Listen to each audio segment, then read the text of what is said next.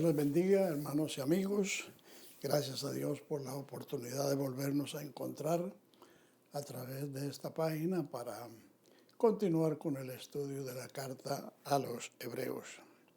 En esta ocasión voy a leerles a partir del verso 11 del capítulo 9 de la carta, que textualmente dice: Pero estando ya presente Cristo, sumo sacerdote de los bienes venideros, por el más amplio y más perfecto tabernáculo, no hecho de manos, es decir, no de esta creación, y no por sangre de machos cabríos ni de becerros, sino por su propia sangre, entró una vez para siempre en el lugar santísimo, habiendo obtenido eterna redención.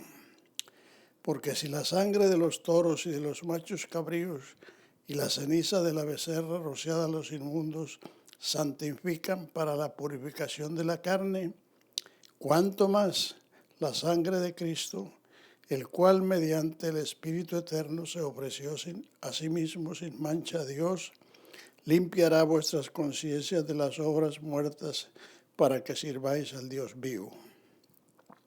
Así que, por eso es mediador de un nuevo pacto, para que interviniendo muerte para la remisión de las transgresiones que había bajo el primer pacto, los llamados reciban la promesa de la herencia eterna.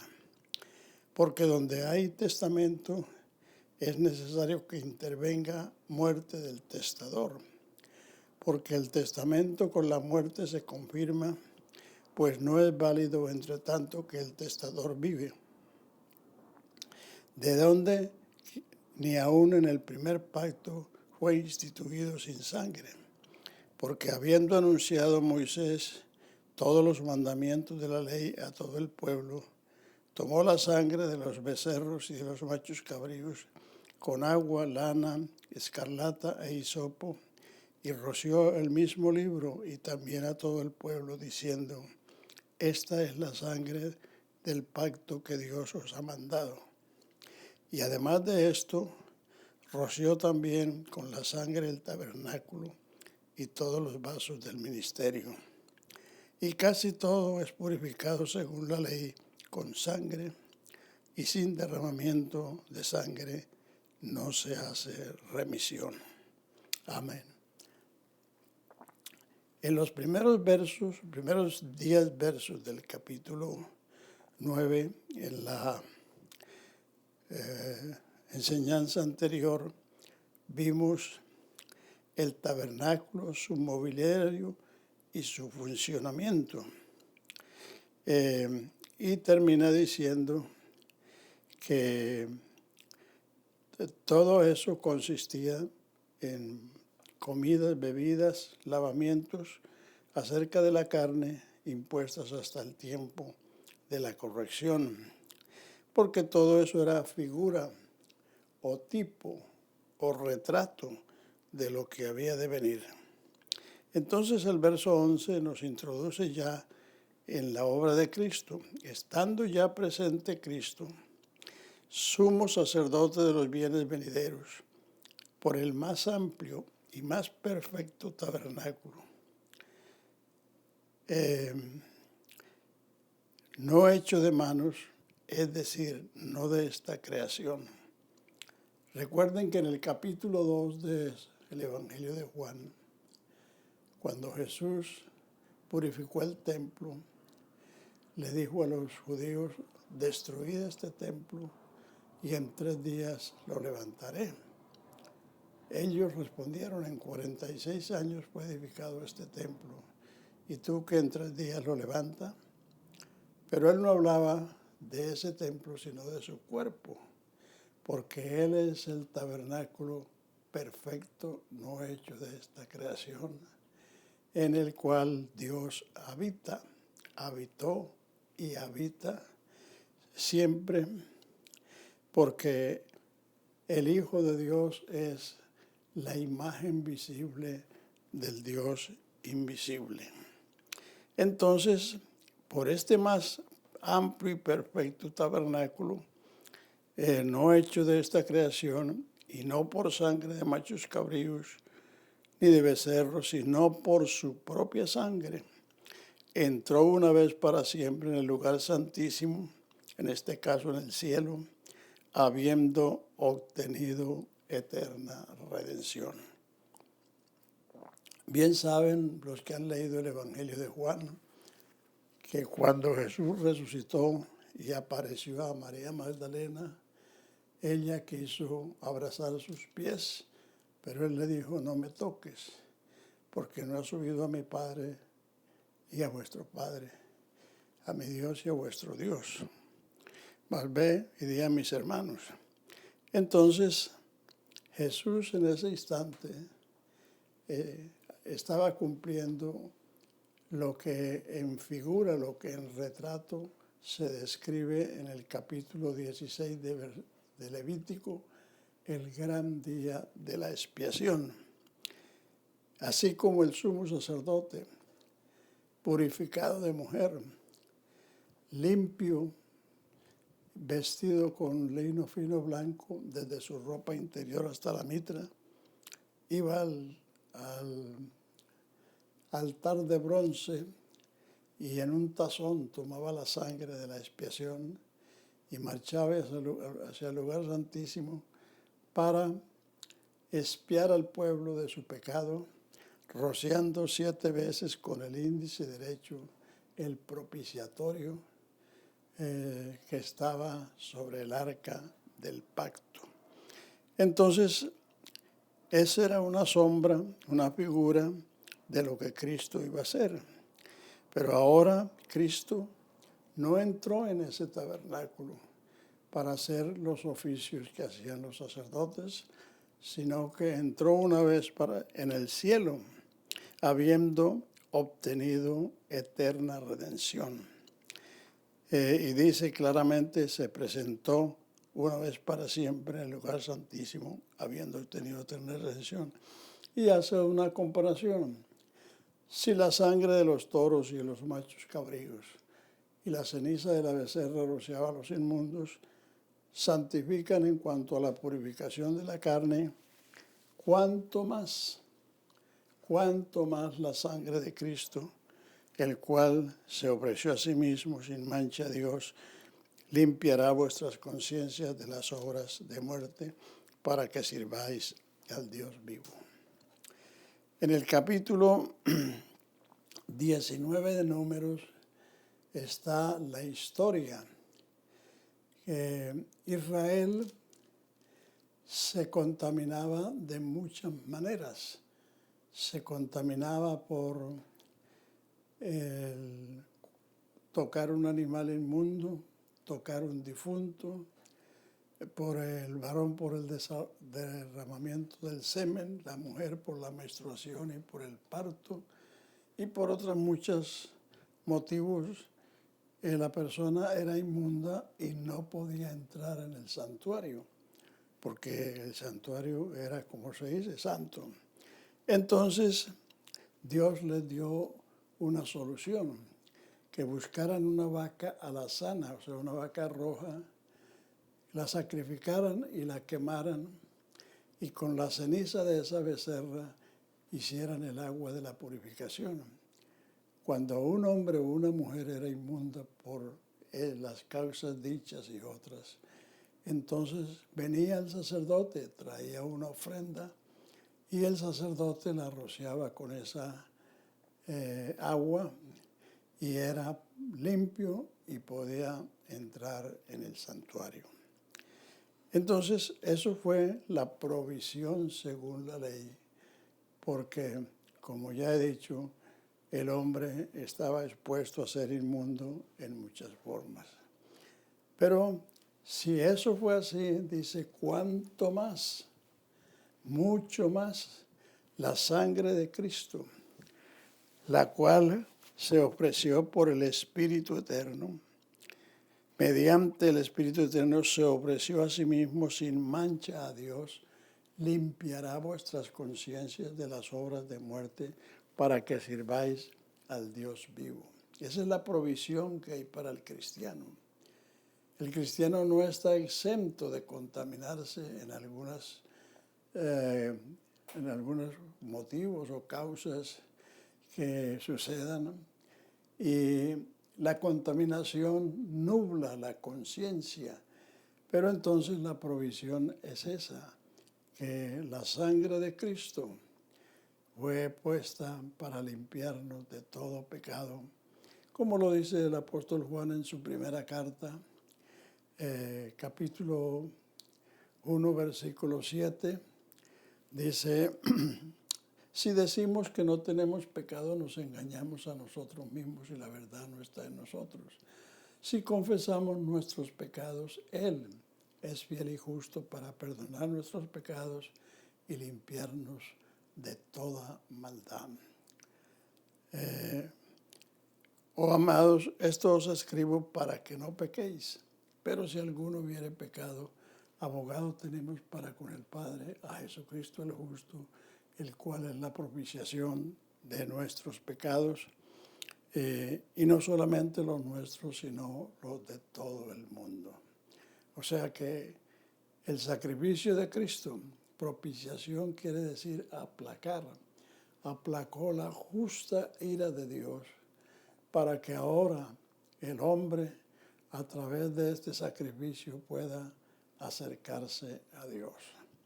Y por lo mismo dice San Juan, si andamos en luz, o sea, en el conocimiento de la salvación, como Él está en luz, tenemos comunión entre nosotros y la sangre de Jesucristo su Hijo nos limpia de todo pecado.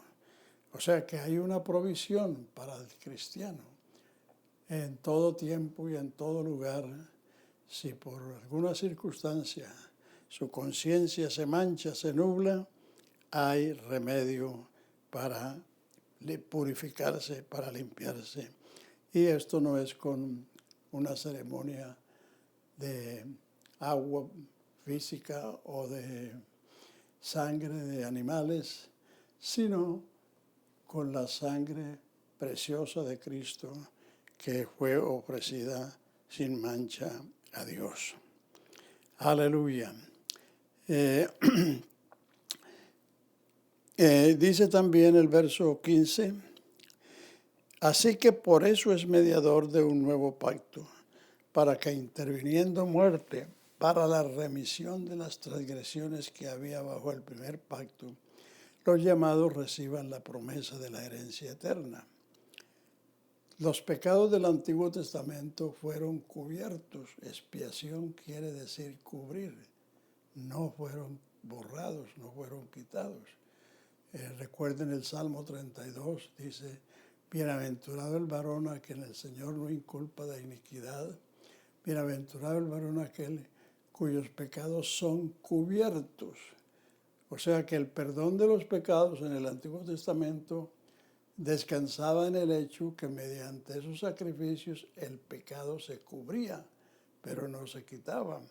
Entonces, en este sacrificio del Calvario, entonces los pecados que había bajo el primer pacto han sido quitados mediante ese sacrificio para que los llamados reciban la promesa de la herencia eterna, porque donde hay testamento es necesario que intervenga la muerte del testador, porque el testamento con la muerte se confirma, pues no es válido entre tanto que el testador vive.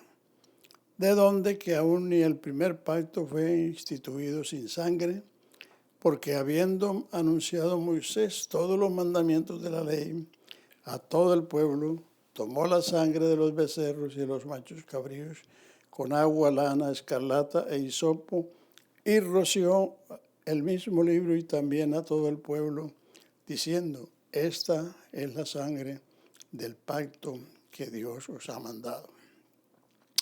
Y además roció también con la sangre el tabernáculo y todos los vasos del ministerio. Así que todo es purificado según la ley con sangre, y sin derramamiento de sangre no se hace remisión. Fue pues necesario que las figuras de las cosas celestiales fuesen purificadas así, pero las cosas celestiales mismas con mejores sacrificios que estos, porque no entró Cristo en el santuario hecho de mano, figura del verdadero, sino en el cielo mismo, para presentarse ahora por nosotros ante Dios. Y no para ofrecerse muchas veces, como entra el sumo sacerdote en el lugar santísimo cada año con sangre ajena. De otra manera, si Cristo hubiera entrado en ese santuario, le hubiera sido necesario padecer muchas veces desde el principio del mundo. Pero ahora, en la consumación de los siglos, se presentó una vez para siempre por el sacrificio de sí mismo para quitar del medio el pecado. Y de la manera que está establecido para los hombres que mueran una sola vez y después de esto el juicio, así también Cristo fue ofrecido una sola vez para llevar los pecados de muchos y aparecerá por segunda vez sin relación con el pecado para salvar a los que le esperan. O sea que este capítulo nos habla del mejor sacrificio. A lo largo de 4,000 años, desde Adán hasta el Calvario, se sacrificaron cientos de miles de corderos, de becerros, de cabritos, de palomas, de tórtolas. Todo esto era una enseñanza que el hombre, para acercarse a Dios, tiene que traer un sustituto. Y por eso había ofrendas desde un becerro hasta una tórtola, para que nadie por pobreza estuviera privado de acercarse a Dios. Si era muy pobre, que no tenía ni un cordero ni un cabrito, pues ir al campo a agarrar una tórtola o un palomino y presentarse con ese sacrificio. Ese animal moría en lugar del culpable para que el culpable no muriera. Adán vivió 930 años después de que el Señor hizo el primer sacrificio y tomó las pieles de aquellos corderos y los vistió. O sea que esos animalitos murieron en lugar de Adán y de Eva. Y con eso Dios enseñó que de ahí en adelante todo el que se acercara a Dios tenía que traer un sustituto.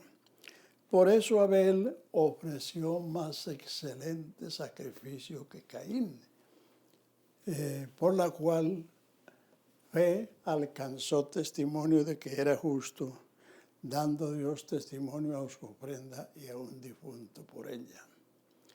Si Abel hizo ese sacrificio, es porque su padre les enseñó. Porque cuando Dios hizo el sacrificio para proveer pieles para los padres, ellos no estaban por ahí, no habían sido engendrados. Entonces, si Abel supo que había que hacer esto para acercarse a Dios, es porque su padre le enseñó.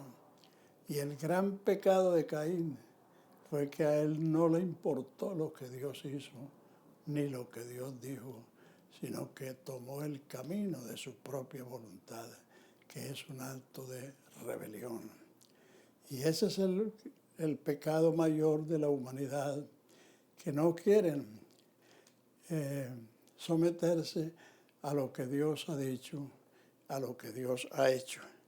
Entonces, todos estos sacrificios cesaron en el Calvario, porque allí cuando Cristo fue ofrecido, el velo de aquel templo que dividía el lugar santo del Santísimo se rasgó milagrosamente de arriba abajo, abriendo el camino al lugar santísimo a todas las personas que creyendo le invoquen. Ese velo, dice el historiador Josefo, que era un velo hermosísimo y fortísimo, que 2 yuntas de bueyes alando en sentido contrario no lo podían rasgar. Pero aquel día milagrosamente se rasgó porque En ese día se abrió el camino al lugar santísimo por este sacrificio que fue hecho una vez para siempre. De manera que aquí tenemos entonces el mejor sacrificio, el único sacrificio. Por eso la Escritura enseña que si Jesucristo no nos salva, no hay quien nos salve. Es el único sacrificio hecho por Dios y válido ante Dios, porque como hemos leído, Él resucitó, ascendió al cielo y se presentó por nosotros ante Dios. Una cosa muy importante es que en Jesucristo se suceden unos hechos que no se suceden en ningún otro ser, y es que Él es la ofrenda y el oferente. Él es el sumo sacerdote y el cordero. Él es el león y Él es la oveja. Él es el rey y Él es el siervo. Él es el juez y Él es el abogado. Por eso Él también es el Padre y es el Hijo. Eso solamente se da en Jesucristo. Él, en el capítulo 33 de Isaías, verso 22, dice: porque Jehová es nuestro legislador, Jehová es nuestro juez, Jehová es nuestro rey, y Él mismo nos salvará. Los maestros de la Trinidad enseñan que Dios es como el gobierno. El gobierno se compone de tres poderes: legislativo, judicial y ejecutivo. Ninguno de los tres poderes es el gobierno pleno. Todos los tres poderes son el gobierno pleno. Pero entonces, vea lo que dice: Jehová es nuestro legislador, el que hizo la ley. Jehová es nuestro juez, el que aplica la ley, interpreta la ley. Y Él es nuestro rey, o sea, el que ejecuta la ley. Y no solamente estas tres funciones, sino una más, y Él mismo nos salvará.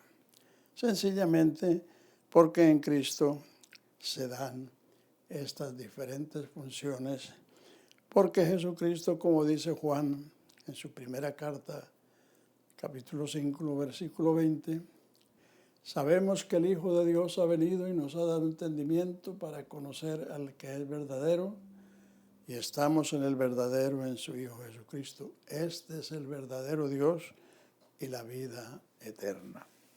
Jesucristo es el verdadero Dios y el perfecto hombre.